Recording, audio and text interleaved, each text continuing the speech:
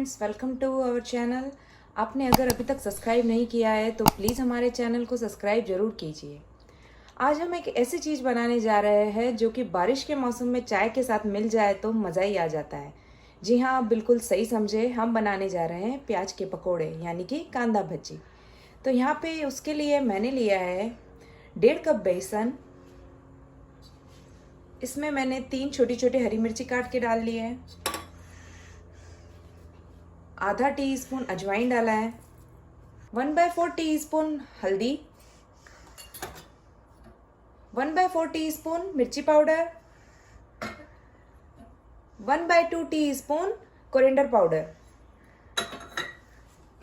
1 teaspoon salt, थोड़ा सा हरा धनिया।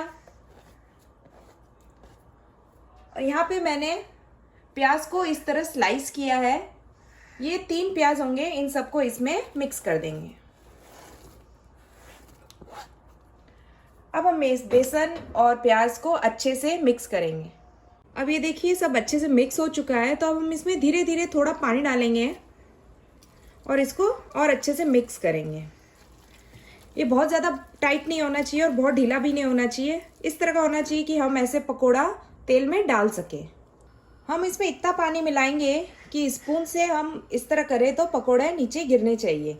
आपका अगर गोल थिक हो गया है तो उसमें थोड़ा पानी डालिए, और अगर ढीला हो गया है तो उसमें थोड़ा बेसन डाल सकते हैं।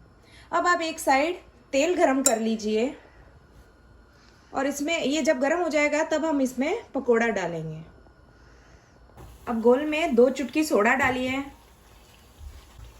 1 टेबल स्पून ऑयल डालिए। हमारा तेल गरम हो चुका है तो हम थोड़ा थोड़ा लेके इस तरह पकोड़े डालेंगे। आप चाहे तो हाथ से डाल सकते हैं, चाहे तो स्पून से डाल सकते हैं, और ऐसे डाल के आप पूरी कढ़ाई को भर लीजिए।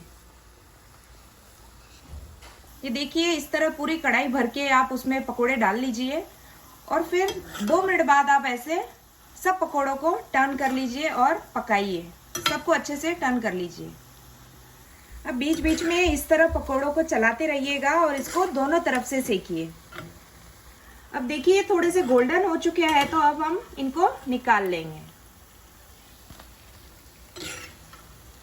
और इसी तरह आपने जितना भी गोल बनाया है उन सब के पकोड़े इस तरह निकालिए।